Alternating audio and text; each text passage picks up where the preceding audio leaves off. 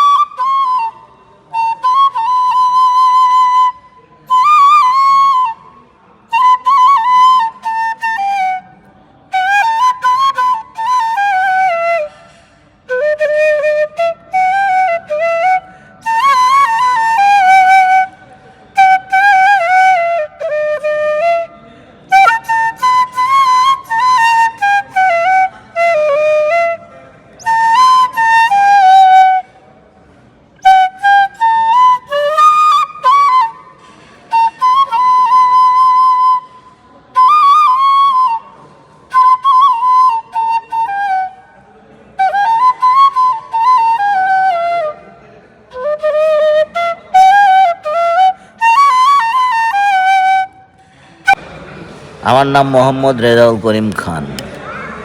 আমার বাড়ি নাটোরে। আমি বাঁশি বাজাচ্ছি ছোটোবেলার থেকে, 40 বছর হলো।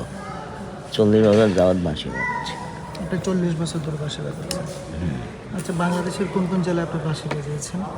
সারা বাংলাদেশে বাজাইছি, রাজশাহী, ঢাকা। এখানে কক্সবাজার আছেন কত বছর? আমি 24 বছর। কক্সবাজার কোন কোন হোটেলে আপনি?